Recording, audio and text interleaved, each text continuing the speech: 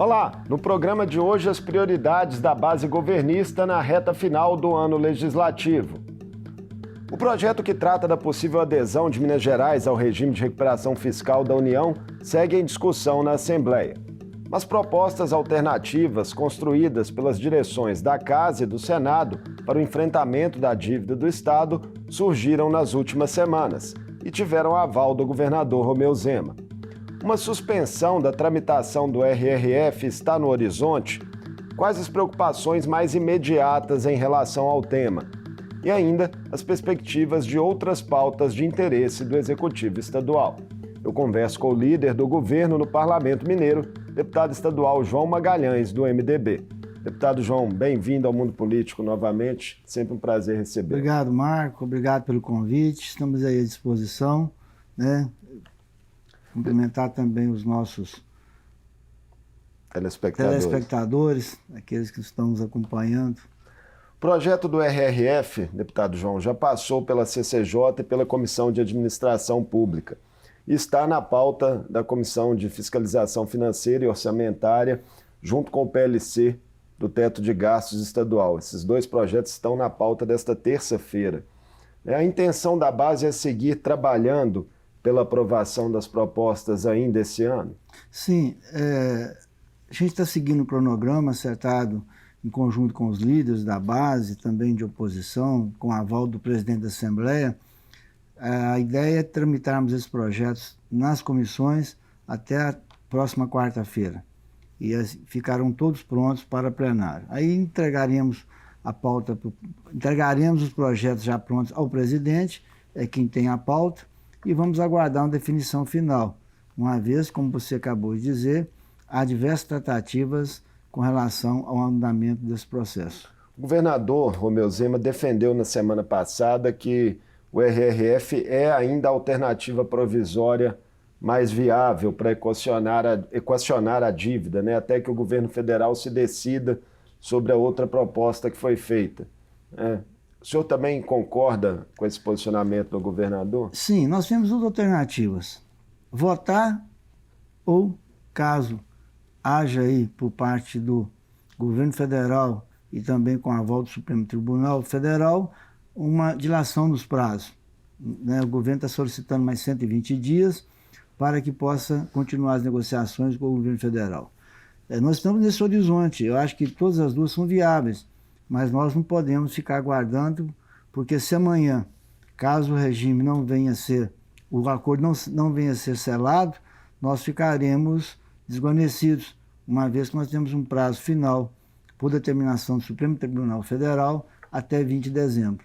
O senhor tem otimismo em relação à reconsideração desse prazo por parte do Supremo? Sim, eu tenho certeza que vamos conseguir. Eu acho que com o pedido do credor, junto com o devedor, ainda com a aval da Assembleia Legislativa, que é por onde estão tramitando os projetos, eu acho plenamente viável. O presidente Tadeu Martins Leite, da Assembleia, já sinalizou também em uma entrevista recente que, se houver essa extensão do prazo, a tendência natural é a paralisação provisória, da tramitação do RRF. É isso que está sendo conversado no Colégio de Líderes? Sim, com certeza.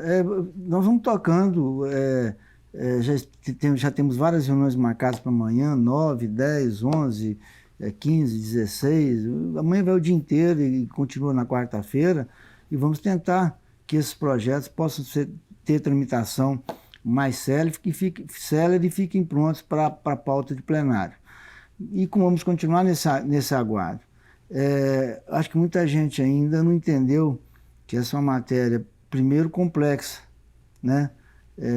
Não é simplesmente falar vamos aderir, vamos aceitar. Nós estamos falando de uma dívida de 160 bilhões de reais, né?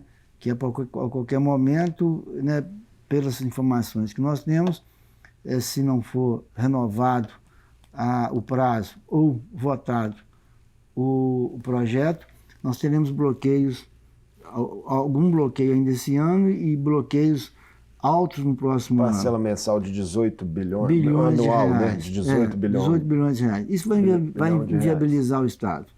Eu me recordo quando o governador Fernando Pimentel ainda governava Minas, as dificuldades que ele passou por conta dessa dívida com a União, né?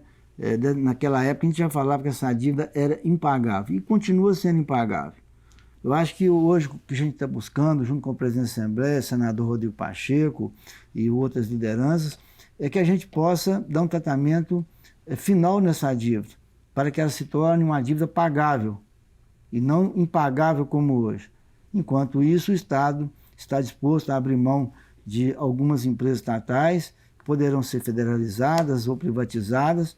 Aí sim a gente vai fazer uma amortização e ter condições de pagar as parcelas mensais, né, dentro das possibilidades do Estado. Em relação a essa proposta alternativa, né, ela envolve federalização de estatais, um refis, né, uma espécie ali de programa para abatimento dessa dívida e utilização de créditos também do novo acordo de repactuação de Mariana, que está prestes a ser fechado. Entre outros créditos, tem outros créditos no também. Tribunal Regional Federal da Sexta Região. Nós temos um crédito grande de contribuições previdenciárias, né? O Estado teve por vários anos no regime geral de previdência e numa segunda etapa ele criou um regime próprio. Então, o Estado, vários servidores que contribuíram por vários anos com a Previdência Geral, a Previdência Social, o INSS, aposentaram pelo Estado. Então, o Estado ficou com esse crédito com a União. Uns falam em 2, outros falam em 3, outros falam até em 4 bilhões de reais. Né? Tem também a Lei Candir, né? Aquele acordo de 8 bilhões de reais. Sim, que seriam pagos em 30 anos, que você pode trazer para o valor presente e também abater na dívida. E entre outros créditos, me falaram também sobre aquele fundo garantidor de variações salariais, que foi criado alguns anos atrás para financiamento habitacional, que também o Estado tem um estoque bom desses títulos. Ou seja, hoje, Minas Gerais está em uma situação, apesar da dívida, mais privilegiada, porque ainda nós temos ainda créditos e temos ainda estatais, o que a maioria dos outros estados não tem. Se sair de fato essa construção política do papel, o senhor considera que é uma solução melhor e mais definitiva que o RRF? O próprio Estado considera essa alternativa boa, excelente, uma vez que a gente vai dar um tratamento para quitar a dívida. Né? Hoje nós estamos trabalhando com um horizonte mais próximo de negociar a dívida. E daqui a 9 anos nós vamos ter ainda uma dívida maior.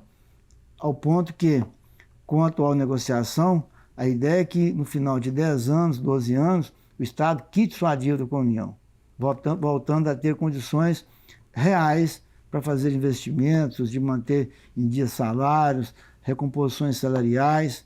Né? Então o horizonte aí eu acho que ele é bem mais suave para o Estado do que seria com a adesão ao regime, que hoje é o único instrumento que a gente tem na mão, né?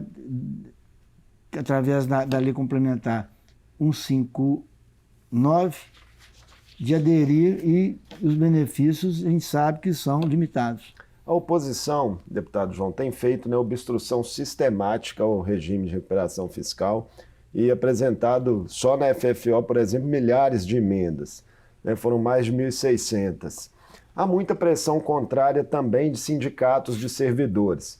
A base tem hoje condições objetivas de seguir superando essas resistências, caso seja necessário aprovar a proposta até o dia 20? Sim, esse sistema de obstrução, né, já é conhecido, a gente costuma brincar aqui, chamar de kit obstrução, ele é legítimo, né, e nós respeitamos, tanto que a gente vem negociando a cada dia, retirar emendas, votar em bloco, e em troca de ganhar mais tempo, estamos superando.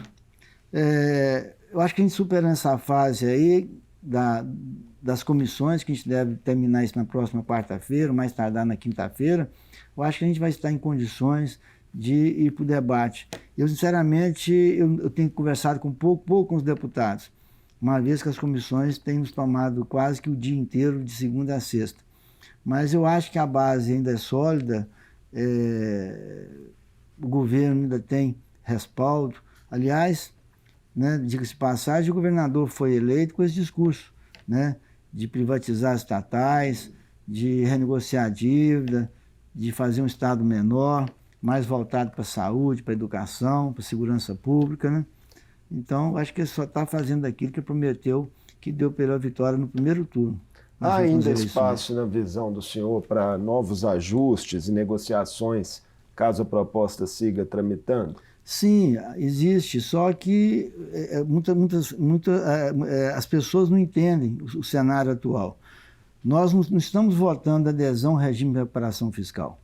O Estado já aderiu ao regime. Nós já estamos dentro do regime de recuperação fiscal.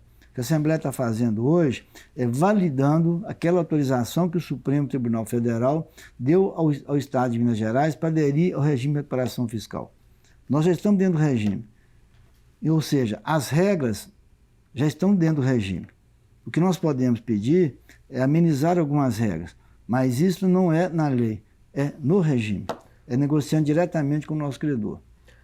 Nessa negociação direta, deputado João, muita gente na crônica política tem dito que faltou, talvez, ao governador Romeu Zema assumir um maior protagonismo diante dessa questão, um diálogo mais direto com o presidente Lula. Por que isso não ocorreu na visão do senhor? O governador Romeu Zema, ele vinha negociando com o governo anterior, com o presidente Bolsonaro. Quando veio a derrota do presidente Bolsonaro, no final do ano passado, essa negociação ficou suspensa.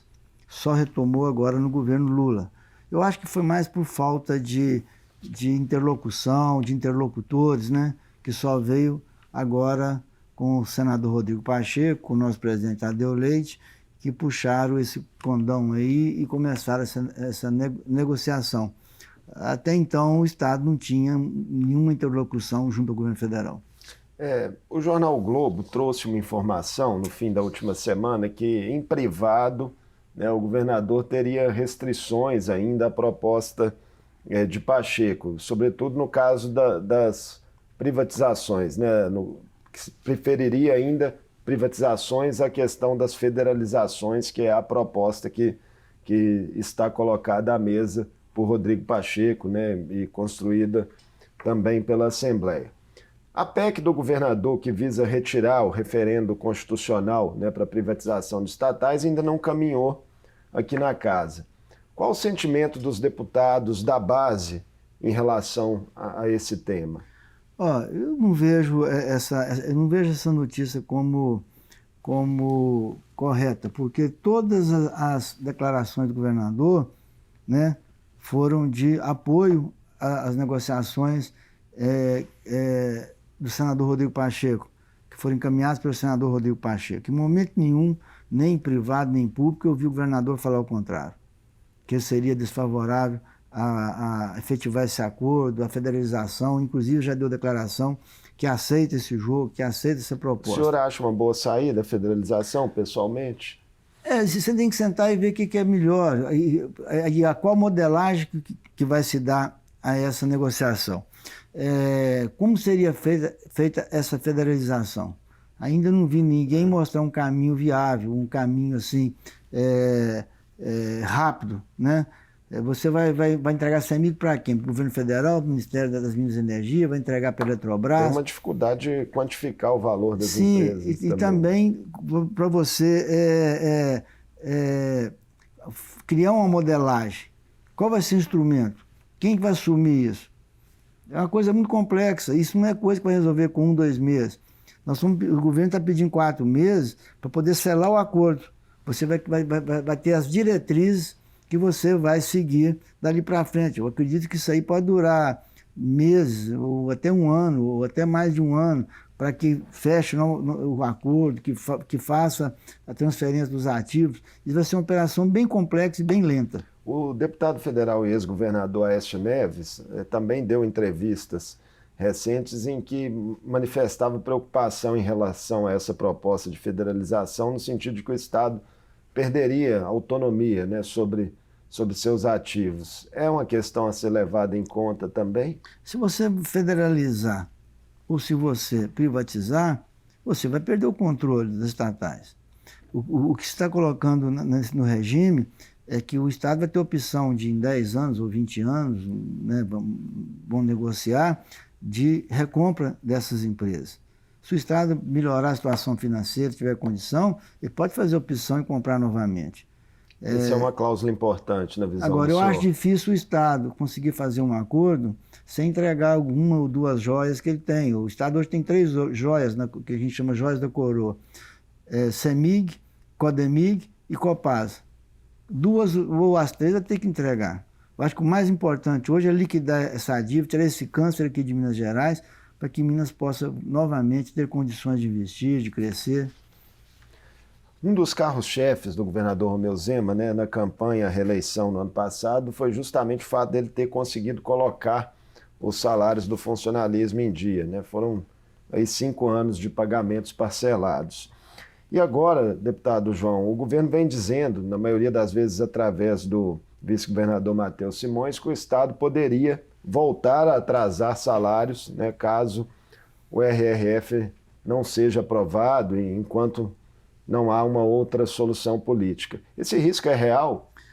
Eu acredito que sim, mas veja você, eu vejo muito a imprensa, e principalmente a oposição, bater no fato de o Zema só conseguiu colocar salário em dia, pagar as dívidas, pagar 13º em dia, porque durante 4 anos não pagou o serviço da dívida. Em parte, sim, mas pagou a dívida do Estado com os municípios, com mais de 7 bilhões de reais, já pagou metade da dívida da saúde com os municípios, mais de 3 bilhões de reais, pagando aquele recurso que o Estado pegou emprestado dos depósitos judiciais, já pagou praticamente ele todo de volta. Então o Estado vem colocando a casa em ordem. O Estado hoje tem recurso em caixa, mas também tem muita dívida para pagar. Tem compromissos assumidos, a folha de salário é pesada, a arrecadação caiu quase 12 bilhões de reais no último ano por conta da desoneração dos combustíveis.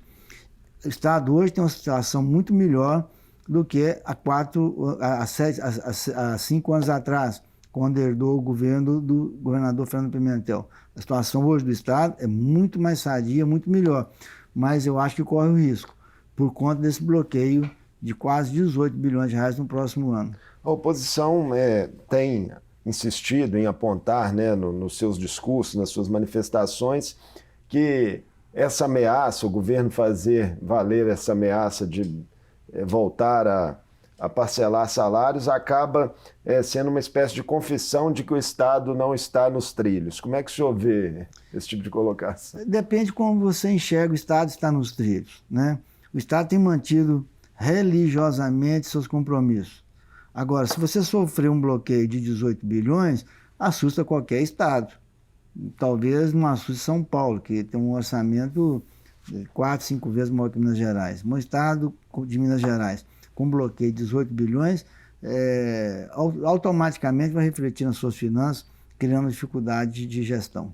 Outros estados, deputado João, que já aderiram ao regime de recuperação fiscal, Rio de Janeiro, Goiás, Rio Grande do Sul, ainda estão enfrentando problemas com suas dívidas e também buscam repactuações com a União.